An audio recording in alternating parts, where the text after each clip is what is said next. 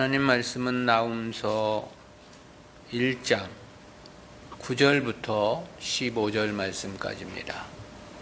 제가 봉독합니다. 너희가 여호와를 대하여 무엇을 꾀하느냐? 그가 온전히 멸하시리니 재난이 다시 일어나지 아니하리라. 가시덤불같이 엉클어졌고 술을 마신 것 같이 취한 그들이 마른 지푸라기 같이 다 탈 것이오늘. 여호와께 악을 꾀하는 한 사람이 너희 중에서 나와서 사특한 것을 권하는도다. 여호와께서 말씀하시기를 그들이 비록 강장하고 중다할지라도 반드시 멸절을 당하리니 그가 없어지리라. 내가 전에는 너를 괴롭게 하였으나 다시는 너를 괴롭게 하지 아니할 것이라. 이제 내게 지운 그의 몽해를 내가 깨트리고 너의 결박을 끊으리라. 나 여호와가 내게 대하여 명하였나니 내 이름이 다시는 전파되지 않을 것이라. 네가 내 신들의 집에서 새긴 우상과 부은 우상을 멸절하며 내 무덤을 예비하리니 이는 네가 비루함이니라. 볼지어다 아름다운 소식을 보하고 화평을 전하는 자의 발이 산 위에 있도다. 유다여 내 절기를 지키고 내 서원을 갚을지어다. 악인이 진멸되었으니 그가 다시는 내 가운데로 통행하지 아니하리로다. 아멘. 오늘은 나훔서 제4강으로 니느웨의 멸망과 유다의 구원이라는 제목으로 말씀 듣습니다. 본 단락은 역시 니느웨의 심판과 멸망을 선포하는 본론 전반부 1장 2절부터 15절까지의 연속 부분입니다. 그중 앞선 2절 8절은 심판주 되신 하나님의 절대 위엄을 선포한 말씀이었습니다. 이어진 본단락은 니느웨에 대한 하나님의 심판을 선언하는 내용과 함께 그와 상반되게 유다의 구원을 선포한 말씀입니다. 이러한 본단락은 구속사적 교훈까지 크게 셋으로 주제가 구분이 됩니다. 첫 번째는 니느웨의 심판과 유다의 구원에 대한 1차 대조입니다. 니느웨와 유다를 향하신 하나님의 상반된 역사를 비교 대조한 본단락 9절부터 13절까지는 내용이 크게 둘로 요약이 되는데요. 첫 번째는 니느웨에 대한 확실한 심판 선포입니다. 니느웨와 유다를 향한 하나님의 상반된 역사에서 먼저 선포된 것이 니느웨에 대한 심판인데요. 이에 대한 9절부터 12절 상반절까지는 5단락으로 구분해서 살펴보겠습니다. 첫 번째는 9절 상반절에서 너희가 여호와를 대하여 무엇을 꾀하느냐 그랬습니다. 이 문장에서 너희라는 이 지시사가 과연 누구를 지목한 것인지 세 가지 견해가 있는데요. 첫 번째는 아수르를 가리킨다는 견해입니다. 이럴 경우 본문 전체의 의미는 너희가 여호와께 대항하여 무슨 음모를 꾸미느냐라는 그런 뜻이 되겠죠. 두 번째는 유다 백성을 가리킨다는 견해가 있는데요. 이럴 경우는 너희가 여호와께 대하여 어떻게 생각하느냐라는 뜻으로 이해될 수 있겠습니다. 세 번째는 아수르와 유다를 동시에 가리킨다는 견해도 있는데요. 이럴 경우는 본문의 의미가 매우 애매한 뜻이 되고 말겠죠. 이 세 가지 가운데 대부분의 성경학자들은 첫 번째 견해를 지지합니다. 그 이유로서 두 가지를 말하는데요. 먼저는 히브리어 원문에서 사용된 꾀하느냐로 번역된 화사부라는 단어가 본서 7장 15절에서 사용된 경우와 같이 엘이라는 전치사와 결합되어 무엇에 대항하여 악한 생각을 품다라는 뜻을 나타내기 때문에 그렇습니다. 그리고 다른 하나는 본서에서 도시를 지칭할 때 남성형으로 쓰인 경우가 아수르밖에는 없는데 본절의 대명사인 너희라는 단어가 남성형이기 때문에 그렇습니다. 그러므로 이는 아수르에 대한 죄악을 지적하는 의미와 함께 반드시 심판하실 것이라는 의지 표명으로 이해함이 보다 합당하다 생각이 들어집니다. 두 번째는 9절 하반절에서 그가 온전히 멸하시리니 재난이 다시 일어나지 아니하리라 그랬죠.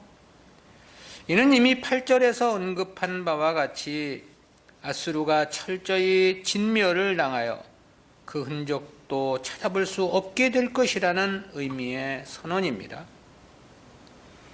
여기서 이 재난으로 번역된 히브리어 차라라는 단어는 재난으로 번역될 수도 있지만 대적으로도 번역될 수 있는 단어입니다.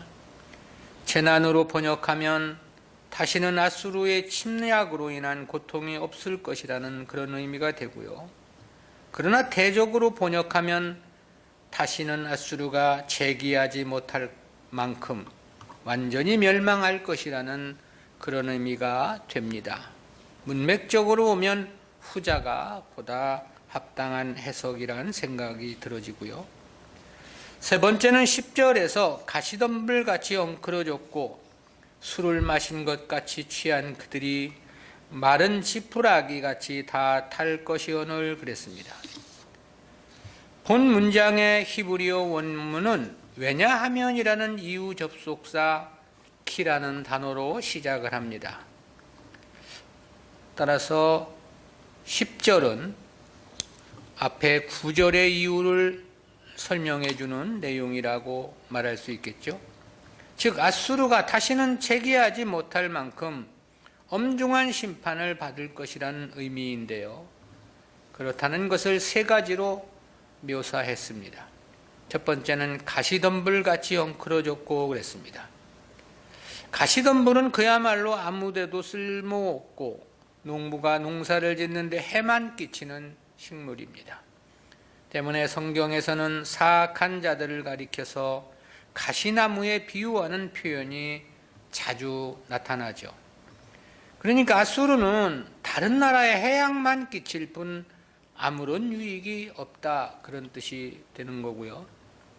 두 번째는 술을 마신 것 같이 취한 그들이 그랬습니다.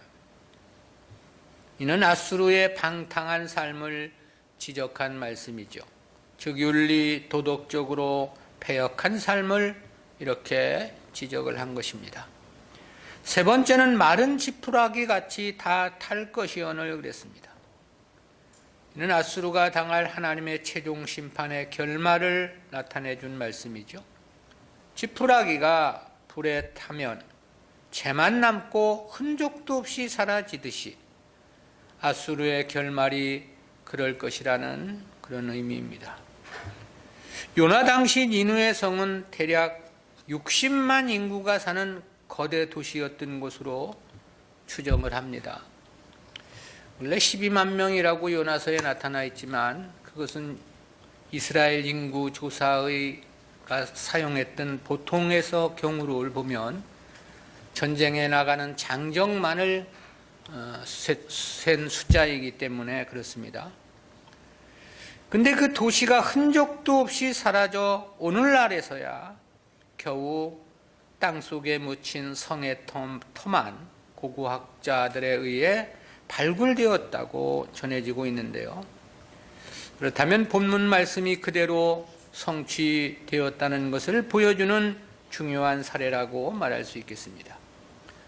네 번째는 11절에서 여호와께 악을 꾀하는 한 사람이 너희 중에서 나와서 사특한 것을 고나는도다 그랬습니다. 본절의 의미 역시 아수르가 심판을 당할 수밖에 없는 이유에 대한 계속되는 설명입니다. 여기서 여호와께 악을 꾀하는 한 사람은 과거 아수르의 어느 한 왕을 지목한 표현인데요. 그것은 한 사람이 나와서라는 단어가 과거 사건을 나타내는 완료형 단어이기 때문에 그렇습니다. 그러므로 옥스퍼드 원어성서 대전에서는 이를 히스기야 시대 유다를 침략했던 사네립 왕을 가리키는 것으로 추정을 합니다. 때문에 사특한 것을 권하는도다라고 한 문장은 사네립이 유다를 침략하려는 술책을 묘사한 것으로 해석을 했습니다. 실제 당시 사네립 왕은 유다에는 가시 같은 존재였습니다. 저는 유다의 12대 왕 아하스 때부터 유다를 심히 괴롭혔죠. 히스기야 시대에는 풍전등화와 같은 위험천만한 상황을 맞기도 했습니다. 당시 히스기야는 오늘은 곤란과 책벌과 능욕의 날이라 아이가 임산하였으나 해산할 힘이 없도다라고 탄식하기도 했죠. 따라서 본문은 아수르의 심판의 원인으로 유다를 괴롭힌 역사를 그 근거로 제시한 것이라고 이해할 수 있겠습니다. 다섯째는 12절 상반절에서 여호와께서 말씀하시기를 그들이 비록 강장하고 중다 할지라도 반드시 멸절당하리니 그가 없어지리라 그랬습니다. 이는 아수르의 멸망이 필연적일 것임을 강조한 내용입니다. 여기서 강장하고로 번역된 히브리어 셀렘임이라는 단어는 완전함이라는 의미도 있고 평안함이나 또는 평화로움이라는 의미도 있습니다.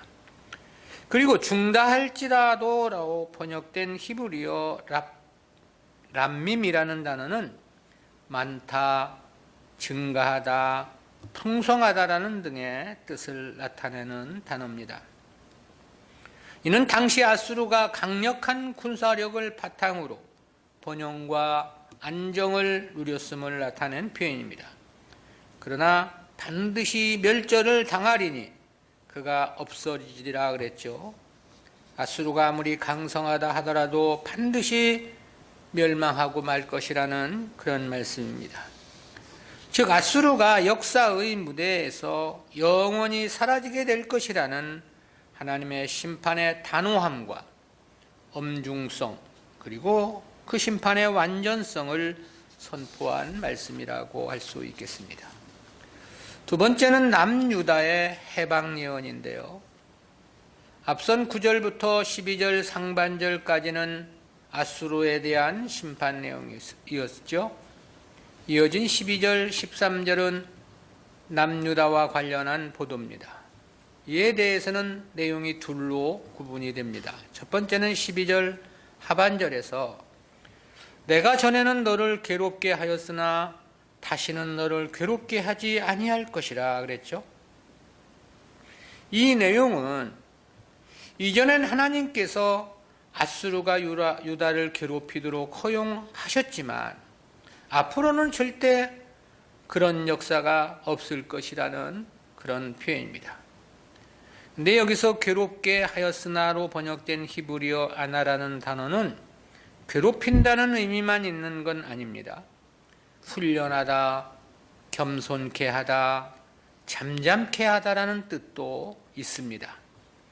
그런 측면에서 보면 아수르의 유다 침략을 허용하셨던 것은 유다를 훈련시키고자 함에 그 목적이 있었다는 것을 전제하는 거죠. 그러나 다시는 너를 괴롭게 하지 아니할 것이라고 했습니다.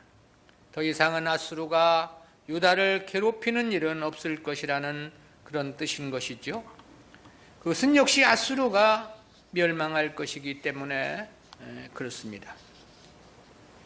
두 번째는 13절에서 이제 내게 지운 그의 멍에를 내가 깨뜨리고 너의 결박을 끊으리라 그랬습니다. 이 역시도 아수르의 압제에서 유다에 대한 해방의 역사를 표명함입니다. 여기서 이제라는 표현은 사태가 완전히 역전되었음을 강조하는 그런 표현입니다. 그리고 여기서 내게는 유다를 가리키고 그의라는 표현은 아수르를 가리키고 내가라는 표현은 하나님을 가리키는 거죠.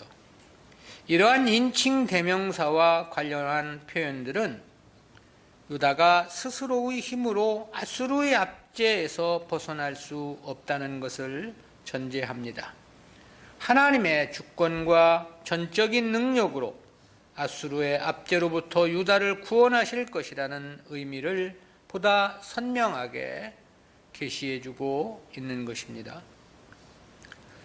너의 결박을 끊으리라고 한 말씀 역시 마찬가지입니다. 이는 하나님의 능동적인 역사를 지칭한 표현인데요. 즉 유다가 무엇을 잘해서가 아니라 하나님의 무조건적인 은혜와 긍휼의 역사를 표명한 것입니다. 이처럼 나훔 선지자는 아수르와 유다를 향하신 상반된 하나님의 역사를 대조하며 유다를 향하신 하나님의 각별하심을 표명한 것입니다. 두 번째는 니느웨의 멸망과 유다의 구원에 대한 2차 대조입니다. 니느웨와 유다를 두 번째로 비교 대조한 14절, 15절은 내용이 둘로 요약이 됩니다. 첫 번째는 니느웨의 회생 불능적 심판입니다. 니느웨의 완전한 멸망을 선포한 14절은 내용상 둘로 요약이 되는데요. 첫 번째는 14절 상반절에서 나 여호와가 네게 대하여 명하였나니 네 이름이 다시는 전파되지 않을 것이라 그랬습니다. 여기서 이 전파되지로 번역된 히브리어 이짜라으라는 단어는 씨를 뿌리다 혹은 자손을 번식하다라는 뜻인데요. 따라서 이는 아수르가 아수르라는 민족의 이름으로 더 이상 번성하거나 번식하지 못할 것이라는 의미가 됩니다. 그래서 영역본 NIV 성경은 이와 같은 의미를 살려서 너희는 너희의 이름을 가진 후손을 갖지 못할 것이다 라고 번역을 했습니다. 고대 근동에서 이름이 더 이상 알려지지 않을 것이라는 표현이나 이름이 없어진다는 것은 대가 끊어진다는 개념의 표현이었습니다. 그리고 이는 저주 중에서도 가장 무서운 저주로 인식을 했습니다. 왜냐하면 당시 이름은 단순한 호칭만의 의미만이 아니었기 때문인데요. 그 사람의 존재와 인격, 심지어는 그의 운명과 인생 자체를 의미했기 때문입니다. 따라서 이는 아수르에 대한 가장 엄중한 심판 예언이라고 말할 수 있겠습니다. 완전한 소멸을 나타낸 표현이기 때문에 그런 거죠. 두 번째는 하반절에서 내가 네 신들의 집에서 새긴 우상과 부은 우상을 멸절하며 네 무덤을 예비하리니 이는 내가 비루함이니라 그랬습니다. 이는 보다 구체적으로 아수르가 당할 심판을 나타내신 말씀입니다. 본문에서는 아수르에 대한 완전한 심판으로 두 가지가 제시됐는데요. 그중 하나가 우상의 멸절입니다. 여기서 이 네 신들의 집이란 아수르 사람들이 숭배하던 니스룩의 신전을 가리킵니다. 그리고 새긴 우상과 부은 우상이란 돌이나 나무에 조각한 우상과 금속으로 주조한 우상을 일컫는 말입니다. 그런데 저들의 이러한 신전과 우상들이 멸절될 것을 말씀했습니다. 당시 고대 사회에서는 전쟁을 신들의 전쟁으로 인식하고 있었습니다. 따라서 승전국은 패전국의 신전이나 신상을 파괴함으로써 자신들이 믿는 신의 승리를 확인하며 축하하기도 했죠. 따라서 이러한 우상들의 멸절은 아수르의 완전한 패망을 나타낸 상징적인 표현이라고 말할 수 있겠습니다. 다른 한 가지 묘사는 네 무덤을 예비하리니 이는 내가 비루함이니라 그랬죠. 여기서 비루하다로 번역된 히브리어 칼로타라는 단어는 가볍다라는 기본적 의미에서 파생된 단어입니다. 문자적으로 하찮다, 사소하다, 무가치하다 또는 천하다라는 의미를 나타내는데요. 아수르 국민은 물론이고 저들이 추구하고 자랑하는 모든 것들이 다 가치 없는 것이라는 그런 표현입니다. 때문에 저들의 무덤을 준비할 것이라고 했죠. 아수르란 국가 자체가 무가치하기 때문에 심판할 수밖에 없음을 천명하신 것입니다. 두 번째는 남유다에 대한 해방 예언인데요. 이 15절은 다시 한번 남유다의 해방을 선포하고 있는 말씀입니다. 이에 대해서는 내용이 셋으로 구분됩니다. 첫 번째는 15절 상반절에서 볼지어다 아름다운 소식을 보하고 화평을 전하는 자의 발이 산 위에 있도다 그랬습니다. 이사야 선지자도 바벨론에서의 유다의 해방을 예언하며 이와 유사한 표현을 쓴 바 있습니다. 또 바울도 로마서 10장 15절에서 신약시대 복음 전파와 관련하여 이를 인용하기도 했습니다. 그래서 아름다운 소식을 보하고란 말은 기쁜 소식을 전하는 자라는 그런 뜻입니다. 그렇다면 이는 아수르의 멸망의 소식을 전하는 자를 가리킴이라고 이해할 수 있습니다. 왜 아수르의 멸망이 유다에게 아름답고 귀한 기쁨의 소식이 되는가? 그것은 유다가 그동안 아수르에 의해 수많은 괴롭힘을 당했던 역사가 있었기 때문인 거죠. 한국 백성들이 일본이 망했을 때 그렇게 기뻐했던 것은 저들의 식민지 통치에서 벗어나 해방을 맞았기 때문이었던 것과 같습니다. 근데 그 화평을 전하는 자의 발이 산 위에 있다 그랬죠. 이는 고대 사회에서 전쟁이나 평화를 알리는 봉화를 염두에 둔 표현입니다. 높은 산 위에서 산으로 봉화를 통해 알리게 되면 신속히 그 소식을 전하게 되고 보다 넓은 지역에 소식을 알리게 되는데 바로 이를 염두에 둔 표현입니다. 두 번째는 15절 중반절에서 유다야 내 절기를 지키고 내 소원을 갚을지어다 그랬습니다. 이는 유다가 맡게 될 은혜와 축복의 삶을 제시한 상징적인 표현입니다.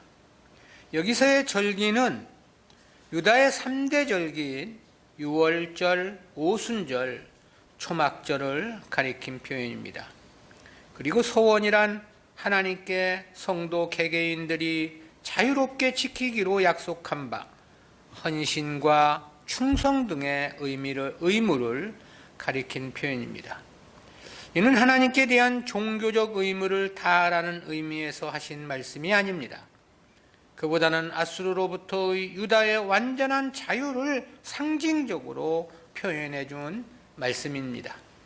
즉 하나님의 선민으로서 명실상부한 거룩한 공동체의 면모를 갖추게 될 것이라는 그런 의미가 되는 거죠. 다시 설명하면 이는 무거운 짐으로서의 의무나 강제적인 의무 수행을 명한 것이 아닙니다. 하나님과의 관계가 정상화된 축복된 삶을 나타낸 은유적인 표현이다라는 거죠.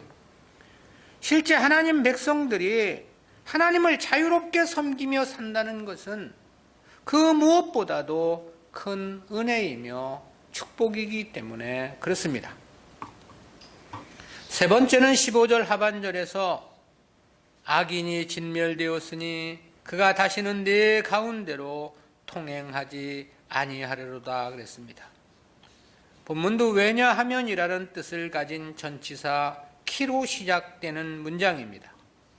따라서 이는 앞서 언급된 절기를 지키며 소원을 갚는 자유로운 신앙생활이 어떻게 이루어질 것인가를 설명해 준 말씀입니다.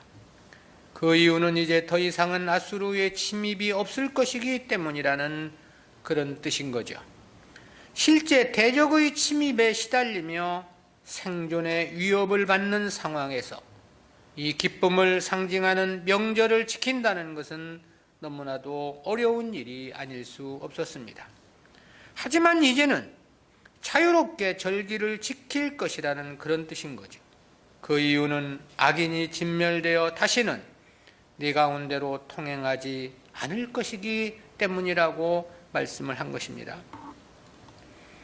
침략자들의 말발굽에 짓밟힌 쓰라린 경험이 있는 유다 백성들에게 이러한 하나님의 말씀은 너무나도 크고 큰 감동으로 다가왔을 것입니다. 그러기에 하나님의 절기를 기쁨으로 지키며 진정한 신앙의 회복이 있었을 것이란 기대를 해보기도 하는데요. 그러나 역사 속에 나타난 유다의 운명은 사실 그렇게 되어지지는 않았습니다. 그것은 아수르가 BC 612년에 멸망을 당한 뒤에 유다는 겨우 26년이 지난 BC 586년에 바벨론에 의해 멸망을 당했기 때문에 그렇습니다. 우리는 이와 같은 역사에서 성도가 이 믿음의 기회를 잘 살리는 것이 얼마나 중요한 일인가를 생각해 보게 됩니다. 언제나 오늘과 같은 날이 계속될 것이라는 안이함이나 나태한 마음이어서는 안 된다는 것이죠.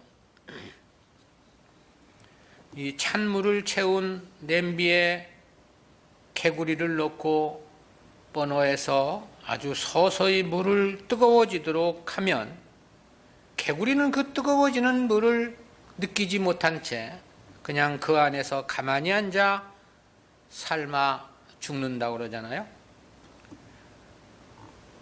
온도가 올라가는 것을 느끼지 못한다는 거죠. 근데 그것은 개구리만 그런 것은 아니라는 생각을 해봤습니다. 우리 사람들도 역시 마찬가지가 아니냐라는 거죠. 오늘이나 내일이나 크게 변동이 없이 지나가니 우리는 늘 그런 날만 있을 것이라고 생각을 하고 있는 거죠. 그리고는 그렇게 한가하게 인생의 세월 다 보내놓고 나서 땅을 치며 후회하는 사람들이 부지기수로 많지 않느냐라는 거죠.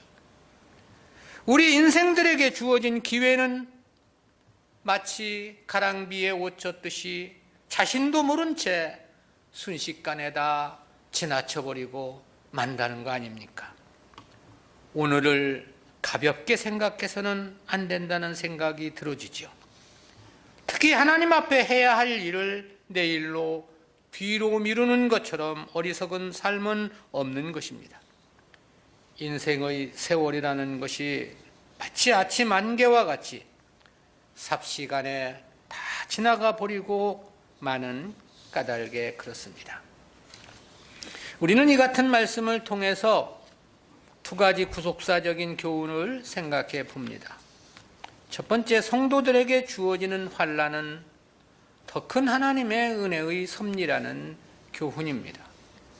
그것은 12절 하반절에서 내가 전에는 너를 괴롭게 하였으나 다시는 너를 괴롭게 하지 아니할 것이라고 한 말씀에 함유되어 있는 교훈입니다. 여기서 괴롭게 하였으나에 해당하는 히브리어 아나라는 단어는 괴롭힌다는 의미만 있는 것은 아니라고 했죠. 훈련하다, 겸손하게 하다라는 뜻도 있다고 그랬습니다. 신명기 8장 2절에서 출애굽한 이스라엘 백성들을 광야로 인도하신 것이 저들을 낮추어 마침내 복을 주시려 하신다고 하신 말씀에서도 이 단어가 사용이 됐습니다. 시편 119편 67절에서는 고난 당하기 전에는 내가 그릇 행하였더니 이제는 주의 말씀을 지키나이다 라고 한 말씀에서도 이 단어가 사용이 되었고요. 시편 119편 71절에서는 고난 당한 것이 내게 유익이라 이로 인하여 내가 주의 율례를 배우게 되었나이다 라고 할 때도 이 단어가 사용이 됐습니다. 시편 119편 75절에서는 주께서 나를 괴롭게 하심은 성실하심으로 말미암음이니다라고 할 때도 이 단어가 사용이 되었는데요. 본문에서 아수르의 유다 침략을 허용하심 역시 같은 의미라고 말씀하고 있는 거죠.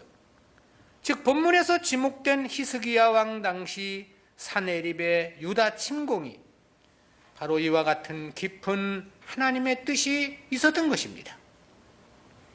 그러나 그때 역사를 돌아보면 히스기야는 크게 배운 것이 없어 보입니다. 당시 히스기야는 절대 절망에서 하나님의 도우심으로 아수르의 대승리를 얻게 되죠.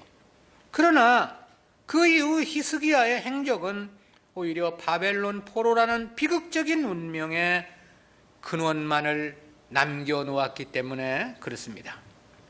아무튼 성도들에게 허락되는 고난이나 환난은 그저 의미 없이 주어지는 경우는 결코 없다는 것이 성경에서 가르쳐 주시는 진리입니다.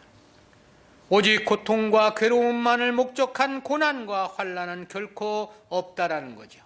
모두가 더 큰 은혜와 축복을 주시려는 선하신 하나님의 역사하심이다라는 것입니다.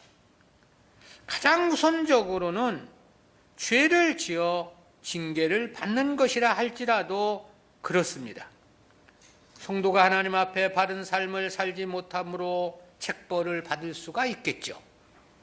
그러나 그렇다 하더라도 성도에게 그것은 은혜요 축복이라는 그런 말씀입니다. 그 이유는 성도에게 하나님의 징계는 저를 그 죄악에서 돌이켜 회개시키기 위함에 그 목적이 있기 때문에 그렇습니다. 그래서 히브리서 기자는 그렇게 말한 바 있습니다. 히브리서 12장 8절입니다. 징계는 다 받는 것이오늘 너희에게 없으면 사생자요 참 아들이 아니니라. 이어서 이렇게 말하기도 했습니다. 히브리서 12장 11절입니다. 무릇 징계가 당시에는 즐거워 보이지 않고 슬퍼 보이나 후에 그로 말미암아 연단한 자에게는 의의 평강한 열매를 맺나니 그랬죠. 그리고 이와 달리 성도에게 신앙의 성숙과 연단을 위해 허용되는 고난도 있습니다. 이는 역시 더 큰 은혜의 섭리라고 말할 수 있겠죠. 그러기에 시편 기자는 고난당한 것이 내게 유익이라 이로 인하여 내가 주의 율례를 배우게 되었나이다 라고 고백을 했던 거겠죠. 야고보 사도도 그렇게 말씀하지 않았습니까? 야고보서 2장 5절입니다. 내 사랑하는 형제들아 들을지어다 하나님이 세상에 대하여는 가난한 자를 택하사 믿음에 부유하게 하시고 또 자기를 사랑하는 자들에게 약속하신 나라를 유업으로 받게 아니하셨느냐. 이 두 가지 외에 또 하나 더 큰 상급을 주시려는 목적에서 허용되는 환난이나 고난도 있습니다. 이에 대해서 바울은 그렇게 표명한 바 있죠. 로마서 8장 18절입니다. 생각컨대 현재의 고난은 장차 우리에게 나타날 영광과 좋게 비교할 수 없도다. 주님께서 이와 관련해서 그렇게 말씀을 하셨습니다. 마태복음 5장 11절 12절이죠. 나를 인하여 너희를 욕하고 핍박하고 거짓으로 너희를 거스려 모든 악한 말을 할 때에는 너희에게 복이 있나니 기뻐하고 즐거워하라. 하늘에서 너희의 상이 큼이라. 너희 전에 있던 선지자들을 이같이 핍박하였느니라. 성도들이 당하게 되는 고난의 원리는 이 세 가지가 전부이고 전체입니다. 이 외에 다른 목적의 고난은 결코 없는 것입니다. 그러므로 성도에게 주어지는 고난은 모두가 더 큰 하나님의 은혜와 축복의 의미가 함유되어 있는 것입니다. 따라서 성도는 너무나 고난을 피하려고만 해서는 안 되는 것입니다. 하나님의 주권을 생각하며 기꺼이 받아들여야만 합니다. 그리고 감사함으로 감당해야만 하겠죠. 자신의 죄로 말미암은 것이라도 그러해야 하는데 하물며 그것이 아니라면 더더욱 큰 감사로 감당해야 합니다. 왜냐하면 그것은 분명 더 큰 은혜와 축복을 주시려는 특별하시고 지극하신 사랑의 섭리이기 때문에 그렇습니다. 두 번째는 성도의 가장 큰 축복은 하나님 섬김이라는 교훈입니다. 그것은 유다를 향한 축복과 관련하여 절기와 서원을 말씀하셨음에서 깨닫게 되는 교훈입니다. 15절 상반절에서 볼지어다 아름다운 소식을 보하고 화평을 전하는 자의 발이 산 위에 있도다 그랬죠. 이는 아수르의 멸망에 대한 소식이 유다에게 큰 기쁨이 될 것이라는 의미의 표현이라고 했습니다. 그리고 15절 중반절에서는 유다야 내 절기를 지키고 내 서원을 갚을지어다 그랬죠. 이는 하나님을 자유롭게 섬기며 살아가는 삶을 나타낸 표현인데요. 근데 이는 아수르의 멸망으로 유다가 취하게 될 행복과 축복을 상징한 하나의 은유적 표현이라 그랬습니다. 유다가 취할 은혜와 축복을 말씀하고자 하면서 하나님 섬김을 제시한 것은 무엇 때문인가? 실제 하나님 백성들에게 이보다 더 큰 축복은 없기 때문에 그런 거죠. 왜냐하면 하나님 백성들에게 하나님 섬김은 저들의 존재의 이유가 되기 때문에 그렇습니다. 또한 삶의 가장 큰 의미이기도 하고 궁극적인 인생의 목표도 여기에 있기 때문에 그렇습니다. 실로 성도들에게 만약 하나님 섬김이 차단된다면 그것은 사실 존재 가치의 모든 것의 상실이라고 볼 수밖에 없습니다. 삶에 아무런 의미가 없는 것이죠. 모든 것이 다 헛되고 헛될 것뿐이기 때문에 그렇습니다. 그래서 시편 기자는 그렇게 고백한 바 있습니다. 시편 119편 72절입니다. 주의 입의 법이 내게는 천천 금은보다 승하니이다. 하나님 말씀이 천천 금은보다 더 귀하다는 거죠. 성도에게 있어 그럴 수밖에 없는 것은 하나님 말씀은 성도에게 영생하는 생명의 양식이고 또 소망이며 행복이며 영원한 영광이며 찬란한 축복이기 때문에 그렇습니다. 그러기에 고라 자손은 그렇게 자신의 신앙을 고백하기도 했습니다. 시편 84편 10절 11절입니다. 주의 궁정에서 한날이 다른 곳에서 첫날보다 나은즉 악인의 장막의 거함보다 내 하나님 문지기로 있는 것이 좋사오니 여호와 하나님은 해요 방패시라. 여호와께서 은혜와 영화를 주시며 정직히 행하는 자에게 좋은 것을 아끼지 아니하실 것임이니이다. 주의 전에서의 하루가 다른 곳에서의 첫날보다도 더 낫다는 거죠. 또한 화려한 악인의 장막의 거함보다 비바람 맞고 서 있어야만 하는 하나님의 전의 문지기가 더 좋다고 고백을 한 것입니다. 한마디로 하나님 섬기며 살아가는 것이 자기 인생에 있어서 가장 큰 행복이고 축복임을 노래한 거죠. 오늘 우리는 무엇을 행복이라고 생각하고 있습니까? 바울은 고린도 후서 11장 24절에서 40에 하나 가만매 5번을 맞고 태장에 3번 맞고 1번 돌에 맞았다고 고백한 바 있죠. 또 수고하며 애쓰고 자지 못했다고 말합니다. 또 줄이며 목마르고 굶고 춥고 헐벗었다고 이야기합니다.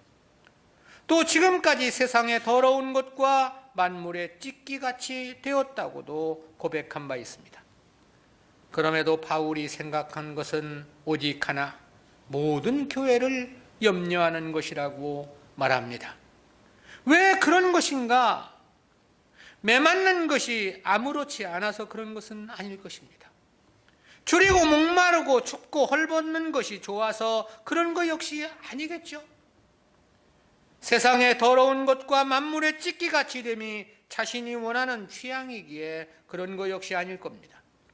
이유는 단 하나, 영생의 복 때문이라고 말할 수 있을 겁니다. 영원한 하나님의 나라, 그 찬란한 영광의 기업을 소망했기에 하나님 섬김을 가장 큰 축복으로 알았기 때문이 아니냐라는 거죠. 오늘 우리는 무엇을 행복이라 생각하는가? 무엇이 우리의 기쁨이고 무엇이 우리의 축복이라 생각하느냐라는 질문을 해보는 겁니다. 물론 세상 사람들은 세상에서의 출세이겠죠. 세상에서보다 큰 부유를 얻고 권세를 누림이 큰 축복이라고 생각을 할 것입니다. 그러나 성도는 그럴 수는 없는 것입니다. 왜냐하면 진정한 성도들의 소망은 이 세상에 있는 게 아니라 영원한 하나님의 나라에 있기 때문에 그런 것이죠. 영원한 하나님의 기업을 소망하며 살아가는 것이기 때문이다라는 거죠. 때문에 성도의 행복과 축복은 오직 하나님 섬김뿐인 것입니다. 성도가 주님 섬김을 낙으로 삼고 살아야 하는 이유입니다. 주님 앞에 예배 드리며 살아가는 삶을 즐거움으로 알고 살아가야 하는 것입니다. 주님을 위한 드려짐과 헌신을 행복 삼고 살아야 하는 거죠. 실제 결과적인 측면에서 보면 이보다 더 큰 축복은 그 어디에도 없기 때문에 그렇습니다. 따라서 이는 세상을 다 주고서도 바꿀 수 없는 세상 최고의 축복이기 때문에 그런 거죠.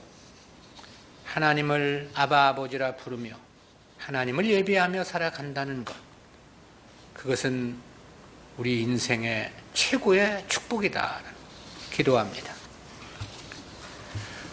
사랑의 하나님, 은혜 감사합니다. 오늘도 니느웨의 멸망과 하나님의 선민 이스라엘 백성들을 향해서 주신 회복의 언약을 통해서 귀한 말씀 깨닫게 해주심 진실로 감사합니다. 설령 우리에게 어떠한 환난이 있다 하더라도 결코 우리에게 해가 되는 환난은 없는 것이니 범사에 감사함으로 하나님께 영광을 돌리게 하시고 그 속에서 더욱더 하나님 섬김에 최선을 다하는 우리들의 삶이 될 수 있도록 은혜 베풀어 주옵소서. 하나님 섬긴 그 자체가 성도들에게 가장 큰 기쁨이고 은혜이며 축복이라는 사실 또한 잊지 않도록 도와주시고 우리의 인생의 행복, 기쁨을 하나님 섬김으로 삼고 살아가는 저희 모두가 되어질 수 있도록 은혜와 은총을 더하여 주옵소서. 감사드리옵고 예수님의 이름